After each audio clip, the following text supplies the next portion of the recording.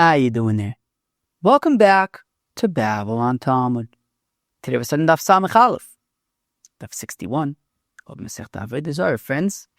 Okay, so Daf 61 is really going to zoom in on a topic that we began discussing towards the end of the Daf yesterday. Not exactly at the end of the Daf. At the end of the Daf yesterday, we were talking about throwing things into wine. But this is going to focus on the discussion of when there's a loan. When there's a loan and there's a lien and a lien on this particular wine. Specifically, we're going to talk about the scenario, it says we have only just one item on today's chapters. It's making wine on the premises of a gentile and just details around that. So to remind us, this is talking about a scenario where a gentile, an Oved Kechavim, has some kind of wine-making facility, and a Yid rents out that wine-making facility, and he makes his wine there, and he keeps his wine there as well until the Yid can sell it to other Yidden, and then from the revenues, he will pay the Oved Kechavim for using his Geschäft. Okay, so we shall begin on Daf Samech Aleph, Amud Aleph, all the way at the top at the Mishnah. Matayr Yeno Shel Oved Kechavim V'nosno Bershuso. Okay, we saw, as I just described and as we saw yesterday, that one who, it's a funny lashon mitayr, but be'etzem it means that a Jew who makes pure kosher wine, I don't know how to translate exactly, on the premises of the Oved Kechavim, v'nosno b'shuso, and he's now storing the wine on the premises of the Oved Kechavim. Bebayis hapas. Okay, so bebayis hapasuach l'rshus arab, in a house that is open to the public domain. Okay, ba'ir sheyesh ba ovdei kechavim, in a place where there are ovdei kechavim v'Yisraelim muter. Ba'ir shekula ovdei kechavim asher ad sheyoshiv mishmar. Right? It was ad sheyoshiv shomer. V'nas shomer tzarich lios yoshev u'mishamer afal pishu yotzev v'nichnas muter. Okay. So now this would be a scenario where he, I believe, does not have the, so Rashi actually explains this. Where am I? So the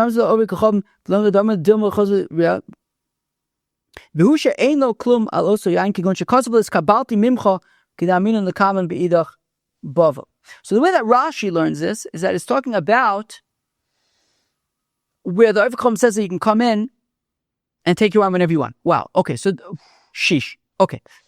Okay. So this is talking about, as we discussed yesterday, a scenario where an Oved Kechavim has some kind of wine-making facility, wine-making facility. And the Yid is renting out this facility, and he makes wine there, and then after the wine's been made, he's storing it by the Oved Kechavim. And as Rashi points out, let's just learn it with Rashi. Let's learn it like Rashi.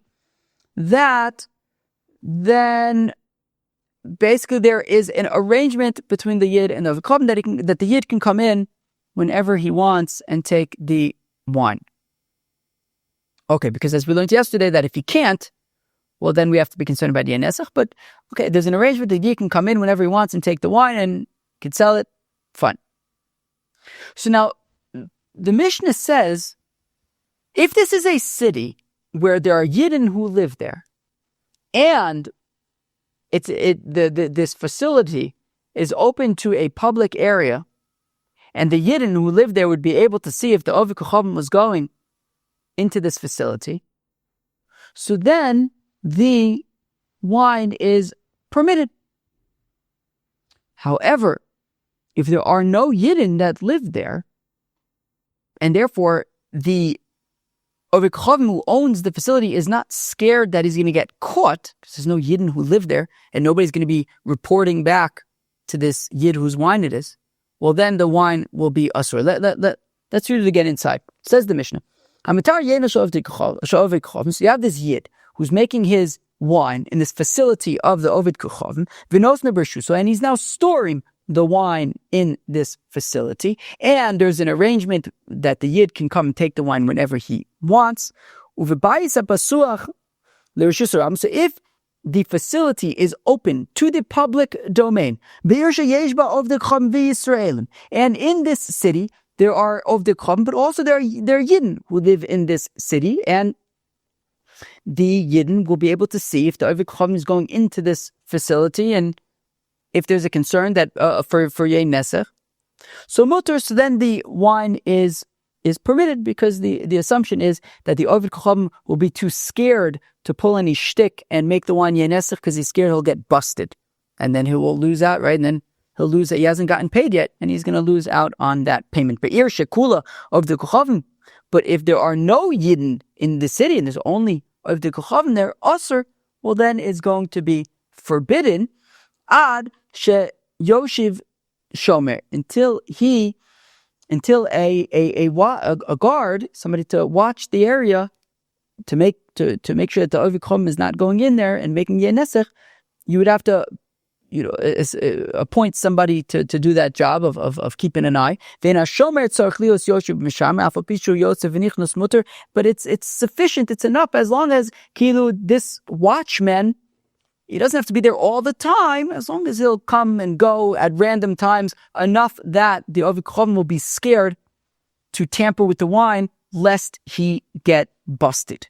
Okay, so in a city where there are no Yiddins, then you would have to establish some kind of a watch person in order to make sure that the Ovdei Kuchavim is not tampering with the wine and making it Yei Nesech. Reb Shimon ben Elazar, Reb Shimon ben Elazar, Rishus Ovdei Kuchavim Achasi, that the property, that the Rishus, the domain of Ovdei Kuchavim are all one, and the Gemara is going to explain what that means, that they are all one. Says the Gemara, also a scenario, right? So according to Rashi, this next part of the Mishnah is an explanation of the first part of the Mishnah, that when a Yid makes his wine on the facility or in the facility of the Ovdei Kuchavim, and he's now storing his wine on the proper and the premises of the Ovdei Kuchavim, and the Ovdei Kuchavim writes to the Yid, I've received money from you, even though he hasn't actually received payment yet. He still needs to get paid, but the point is, it's as though I've received money, i.e., take the wine whenever you see fit and try to sell it. Mutter, so then the wine is permitted. However, if the Ovdei Kuchavim prevents the Yid from taking the wine out of the facility, because it says, no, you owe me money, and until you, right, this is my collateral, until you pay me back, well, in that case, this taka happened in Beis Shan, and the rabbis there said, osur, because in that case, if the Ovdei Kuchavim views that this wine is like his wine, that, this is what he's saving on and he's relying on, and it's going to be his unless he gets paid, well, in that case, we are concerned that he might feel comfortable to touch the wine, and even if he gets busted, he'll say, okay, fine, I'm just going to keep this wine anyways. This wine was meshubah to the loan anyways, so there's the less of a degree of fear there preventing him from making it Yei Nesech, therefore we will consider the wine to be osur. So now says the Gemara, Be'ir shekula Ovdei Kuchavim nami, interesting. So the Gemara says, well, one second. So the Mishnah had said that if we're talking about a city where Yidden live there, well then the wine is mutter, because the Ovdei Kuchavim would be too scared to tamper with it, because he might get busted because there are Yidden there and they might report back to this Yid whose wine it is. And we said that if there are no Yidden in the city, so then the wine is osur, you'd have to set up a watchman. But Frakti Gemara, even in a city where there are no Yidden, but there are Jewish merchants who will be passing through the city. Tosfos points out, I believe, I don't think Rashi, does Rashi also point out? not directly, but Tosfos points out that the Gemara in Bava Kama says that is one of the takonos of Ezra, that merchants should be going to the city to be selling perfume for the Bnos Yisrael. So even if there are no Yidden in that city, but they'll still be passing through that city, at least on their way to sell to other cities where there are Jews. So why don't we say that even if there are no Jews that live in the city, there's still going to be Jewish businessmen, Jewish merchants that are going to pass through, and that would be enough to keep the Ovid Kochavim from tampering with the wine. So Bishakula Ovid Kochav Nami Ba'ika Buchlin Amachzir Ba'yoris. What about these merchants? Shmuel says, Shmuel Be'ir Sheyesh Led Lasayim Uvriach. Says Shmuel, well, this city, we're talking about a city where you can't just walk in and preamble. Dennis, is that a word? To preamble? No. Is it? To preamble? Does that mean, does preamble mean to like walk? I don't know.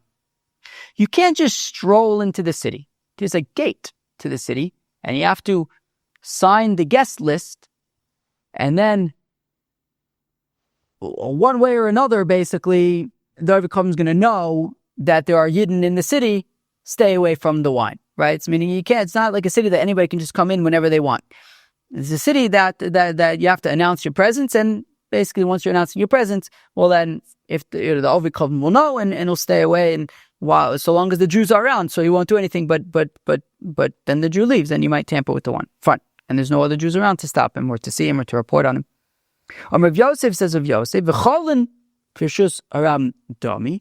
Okay, and even if the facility is not open to Rishus Harabim, but there's the window of a Yid's home overlooks the facility, well, that basically serves the same purpose that the Yid, right? It's enough of a deterrent for the Ovid Kochavim to stay out of the facility, or at least in some kind of a shady way, or in some kind of not unauthorized way. Also, if there's a trash heap outside of the wine facility, well, then people go to the trash heap, and also they will be, so even if it's not directly open to Rishus Harabim, but again, people are going to be going to this trash heap.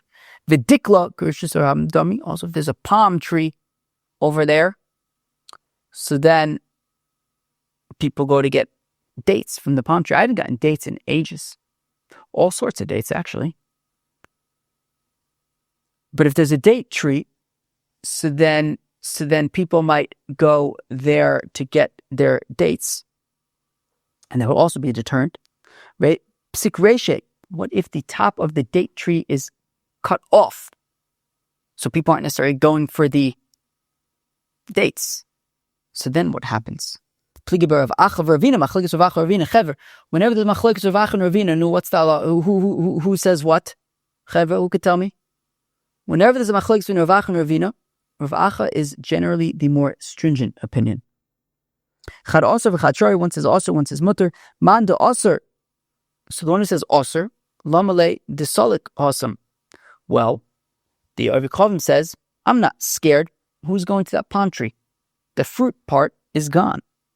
Mandashari, the one who says that it's permitted, that the wine is permitted, Zina de Avda le Behema Visolik le Ayune Basra. Well, sometimes a person might lose his animal, and then he goes up to climb the palm tree to use it as a lookout for his animal. And therefore, the Ovid Kochavim is scared to make the wine Yeh Nesech, because maybe somebody at that point is going to lose his animal, and he's going to climb the palm tree in order to find it, and he will get busted.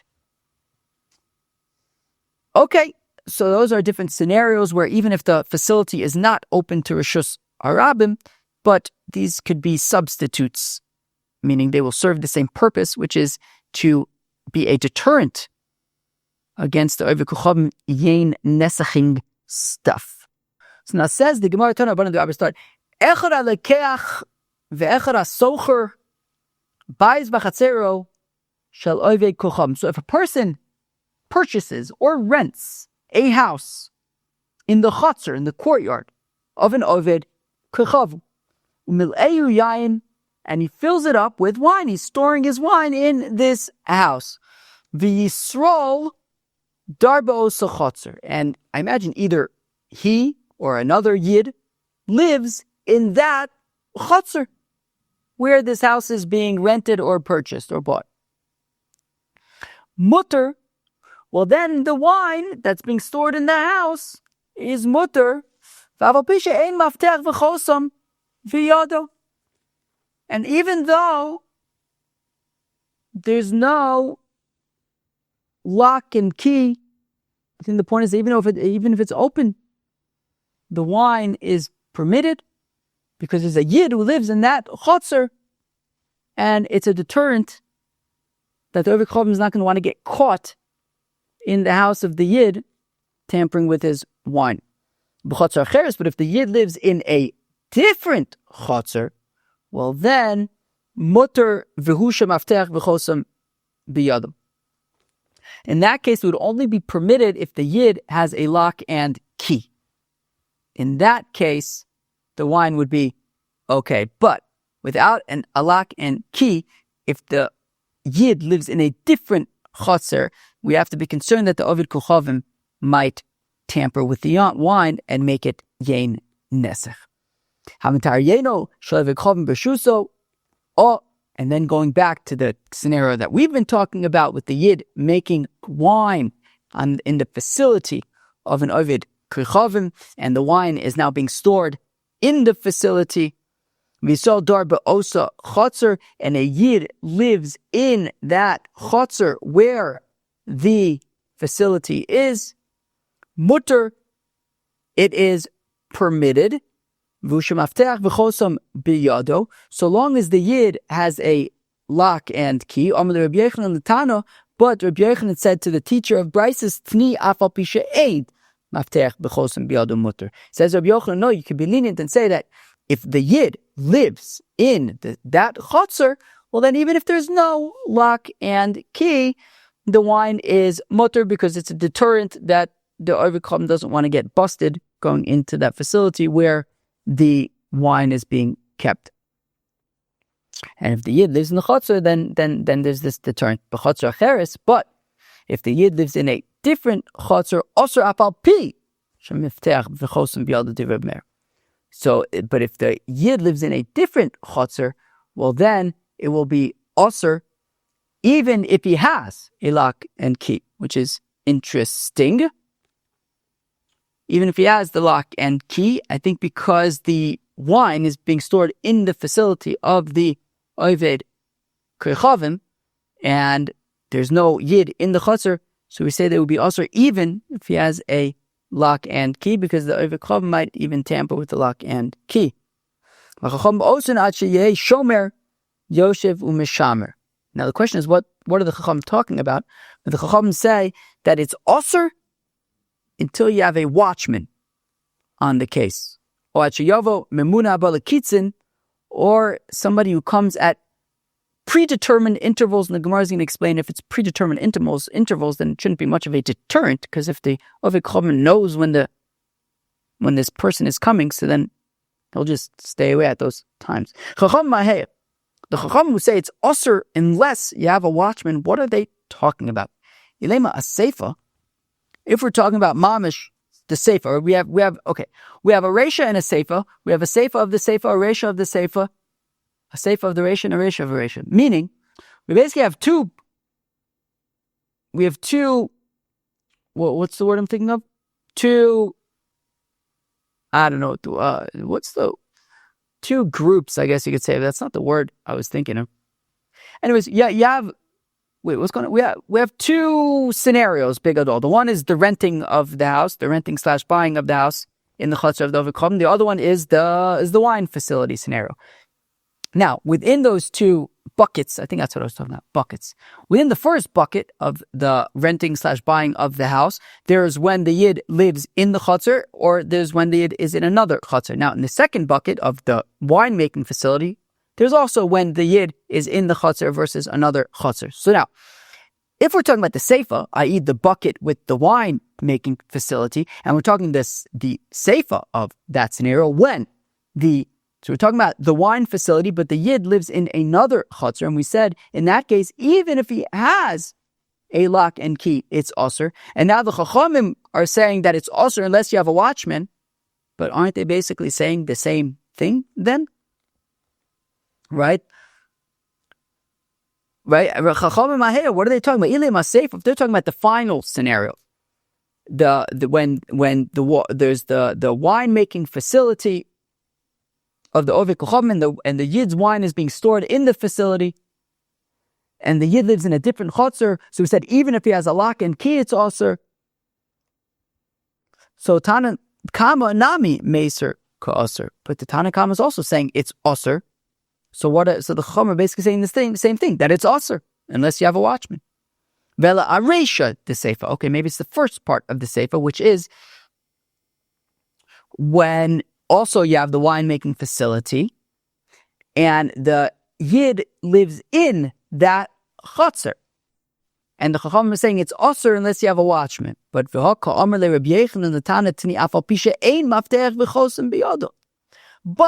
in that scenario, Rabbi Yochanan said to the Tana, say that even if the Yid doesn't have a lock and a key, the wine is mutter when he lives in that same chotzer. So the fact that Rabbi Yochanan is being lenient means that wouldn't be the place where, what does Rashi say? Rashi says, Rabbi Yochanan Tana, Rabbi Yochanan. It's obvious to Rabbi Yochanan that in this scenario we are lenient. This wouldn't be the scenario where the Chachamim are saying that it is osir unless you have a watchman. Because here, Rabbi Yochanan is pretty convinced that we're being lenient over here to say that you don't even need a lock and key. So, Ela Aseifa de Reisha. Okay. It's the Seifa of the Reisha, which is talking about when the Yid rents or buys a house in the Chotzer of an Oved Kocham. And the Seifa is where the Oved Kocham lives in a different Chotzer. No, where the Yid lives in a different Chotzer. And we said there, if the Yid has a lock, if there's a lock and a key, then it's permitted. And here the Chacham are being stringent and saying, no, it is not. It's osir unless there's a watchman. The Tanakama b'chotzer acheres, that if the Yid lives in a different chotzer, mutter v'shemavteich v'chosim biyado, it's mutter if there's a lock and a key. But Chachamim omer, but the Chachamim are saying la'olam osir, that no, it's osir. Ad shei shomer yoshev u'mishamer, there would have to be a watchman. Oh, ad sheyavo memuna haba lekitzin, or if there's somebody who comes at predetermined intervals. Memuna haba lekitzin greyasahu. What do you mean? Somebody who's going to come at predetermined intervals, that's a bad thing. Because if the Oved Kocham knows when the guy's coming, he'll just stay away at those times. No, it's talking about somebody who doesn't come at predetermined times. He comes at random times, and that's why it is effective. So now the Mishnah had said, Reb Shimon ben Elazar, Omer says Reb Shimon ben Elazar, Rishus Ovdei Kocham Achasi, that the domains of Ovdei Kocham are one.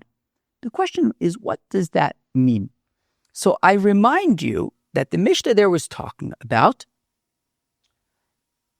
the winemaking facility, that the Yid made the wine in the facility of the Oved Kocham, and he's keeping his wine there, and there's an arrangement the Yid can come and get it whenever he wants. We said if the wine facility is open to Rishus Harabim, so if there are Yidden that live there, okay, so the wine is mutter. But if there are no Yidden that live there, then it's osir.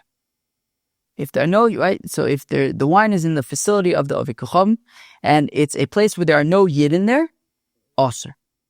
And on this, Reb Shimon ben Elazar says that all domains of Ovdei Kochavim are one. So what does that mean? They ask Reb Shimon ben Elazar lahakol lahachim. Is Reb Shimon ben Elazar coming to be lenient or stringent? Rabbi Yehuda Amar Zeiri says Rabbi Yehuda in the name of Ziri lahakol, to be lenient. Rabbi Nachman Amar Zeiri lahachmir says Rabbi Nachman in the name of Ziri to be stringent. Okay, Rabbi Yehuda says lenient, and Rav Nachman says stringent. Rav Yehuda Amar Zeiri lahakol. Rav Yehuda says in the name of Zeiri that Rav Shimon ben Elazar being lenient. This is what's happening in the Mishnah. Tanakama says the Tanakama. Kishem shebershuso asur, just like it's forbidden when the wine of the Yid is being stored in that facility of the Oved Kochavim who owns the facility, so we say it's Osir, right? If there's no Yidden in the town, it's Osir. And says the Tanna Kama that just like it's Osir for when the wine is being stored in that facility, even if the wine were to be moved to the facility to the property of a different Oved Kochavim in the city, it would make no difference. It would also be Osir there. Kach b'rishus Oved Kochavim acher nami Osir, even if the wine was being stored in the rishus of a different Oved Kochavim, still Osir to where right v'chashin and the gomlin. That we're concerned that about gomlin. What's gomlin? Gomlin is reciprocation. Ala bua yual mia, meaning we have a situation where the Yid made wine by the facility of the Oved Kochavim. Now we're saying, okay, but let's take the wine now and move it from this facility and store it by another Oved Kochavim. Well, we're concerned that may not prevent the initial Oved Kochavim from the facility to come and make the wine Yed Nesech, because they'll make a deal. He'll say to the second Oved Kochavim, who now as the wine was guarding it, the first Oved Kochavim from the facility will say to the second Oved Kochavim, look, this time it was my facility and I'm storing at your house. If you let me come and take some of the wine, well then if the opposite scenario arises, if a Yid is making wine on your premises and now they're storing it at my house, I'll let you come and take from me. So the Tanna Kama says we're concerned about reciprocation. Rav Shimon ben Elazar Omer, to which Rav Shimon ben Elazar comes to be lenient. No, no. What, are all domains of Ovdei Kochavim one? Are they all the same? No. We say it's also when the wine is being kept in the facility of the initial Oved Kochavim. But if the wine is being stored by a different Oved Kochavim, so then it's permitted. V'lo chashin, on the Goldman, we're not concerned about reciprocation. Of Nachman, whereas if Nachman says, no, we're being stringent, the opposite. Tanna Kama, this is what Tanna Kama is saying. It's only also if the wine is being kept by the initial Oved Kochavim. But if the wine is being kept by a different Oved Kochavim, it's permitted. We're not concerned about reciprocation. Rav Shimon ben Elazar Omer, Rav Shimon says no. Kol rishos Oved Kochavim achas hi. All domains of Oved Kochavim are one, and therefore, just like it's usher by the first Oved Kochavim, it's also usher by any other Oved Kochavim. So, okay. So, it seems like Rav Shimon ben Elazar's sort of vague statement can be interpreted either way. So, we determine it either ways. Tani Kavasi Rav Nachman, there is a brisa supporting Rav Nachman, or Miziri Lahachmir, who says to be stringent, Rav Shimon ben Elazar, Kol Rishus Ovdei Kochavim Achasi Mipnei Haramoid. That we have a brisa in which Rav Shimon ben Elazar says that all domains of Ovdei Kochavim are treated as one because of the swindlers. And therefore, we say that Rav Shimon ben Elazar is being stringent. So there you have it. Says the Gemara, by Parzik Rufila, by Parzik the viceroy, Osifu Chamra Gabe Arisayu. So I guess a Yid had some wine by Parzik the viceroy, and then Parzik was storing the wine by his sharecropper. Savra Abonan Kami de Rava Lemeimar. So the rabbis in front of Rava, right, they were by Rava, and they were pondering what the halacha should be in such a scenario.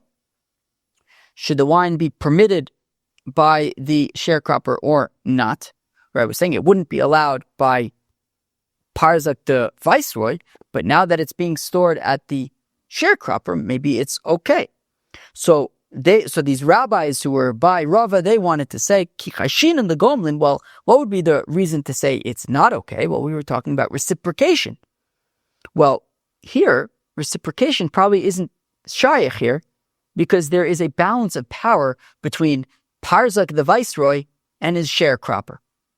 That it's unlikely, meaning what's the reciprocation thing? Well, the first Ovid Kocham says to the second Ovid Kocham, well, just like I'm storing the wine by you this time, well, if you're storing the wine by me, I'll let you come.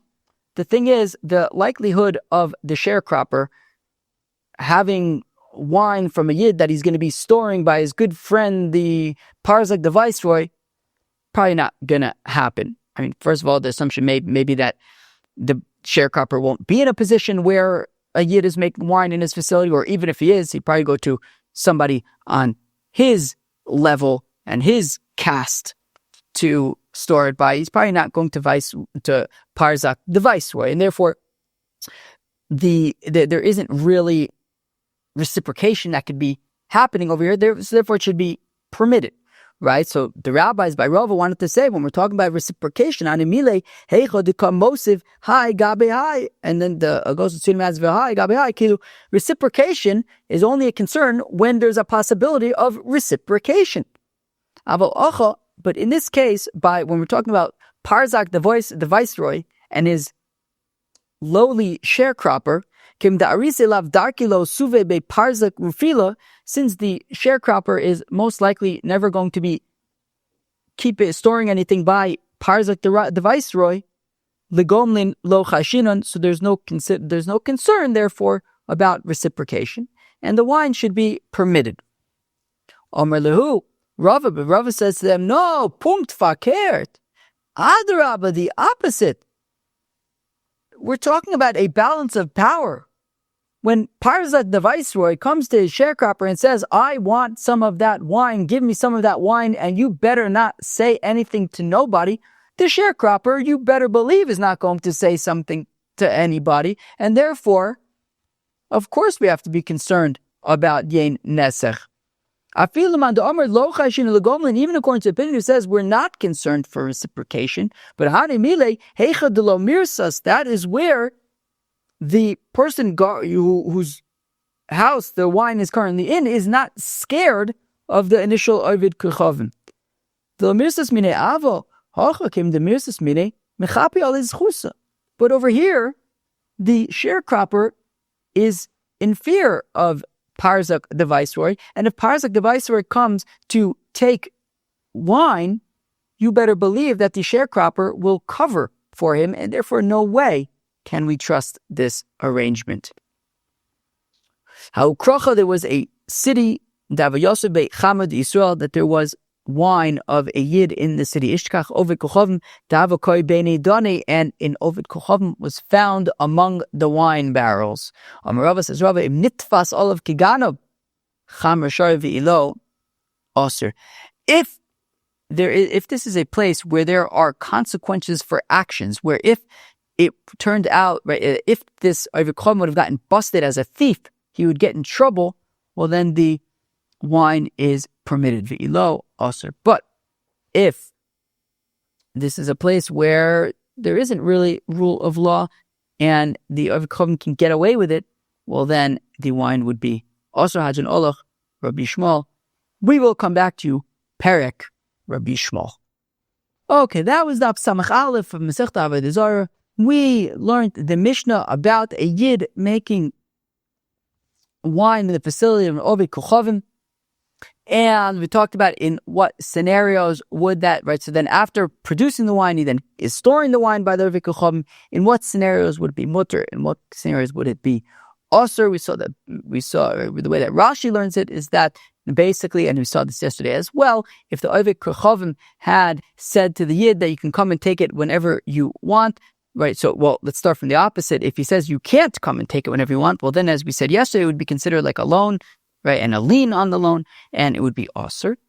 But if he says you can come and take it whenever you want, so then already it depends. If it's in Birshus Harabim or in a place where Yidden can see it, if they're Yidden who live in the town, so then it's okay. If they don't live in the town, then you would have to set up a watchman there. And then we talked about other scenarios where wine is by Ovdei Kochavim, and in what cases do you need a watchman? In what cases don't you need a watchman? In what cases would you need a lock and key? In what cases wouldn't you need a lock and key? Some pretty technical stuff over there. And that was basically the gist of today's daf. We wrapped up the fourth parak of Masechta Avodah Zarah. I hope you enjoyed. Cheers.